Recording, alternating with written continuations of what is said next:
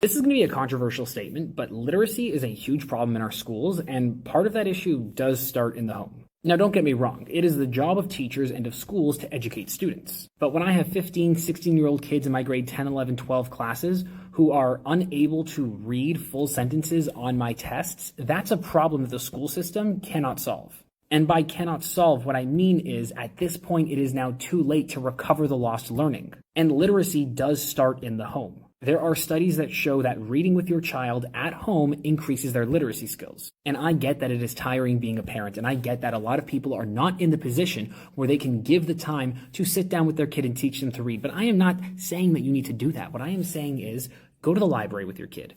Check out a book and tell them that every night before bed, you're going to spend 5-10 minutes reading, and you can read beside them.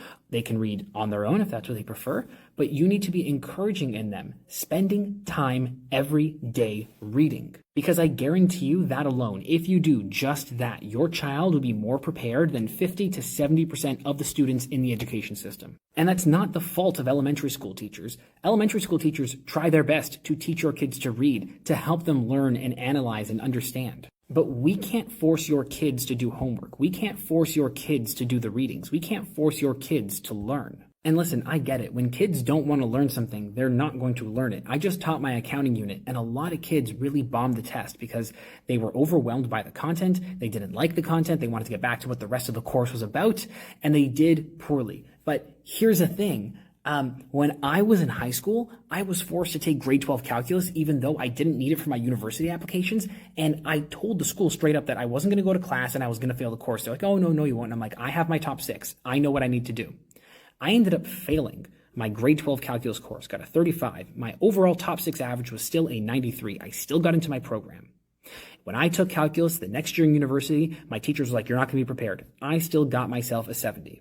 And funnily enough, when I was in university, I failed my accounting course. So I am not blaming the children for not inherently wanting to learn something, for not inherently wanting to sharpen their skills. It is a natural thing to be adverse to working on something if you find it difficult. Because once you think you're not good at something, you don't want to work on it. You want to focus on the things that you think you're good at. The problem is that we all need to be good at literacy. And that starts from a young age. The best gift that you can give to your child for their academic success is the gift of the love of reading. Instill in your child the love of reading, and I guarantee they will be successful in school. But I don't know. Maybe I'm wrong. Leave a comment down below. Let me know.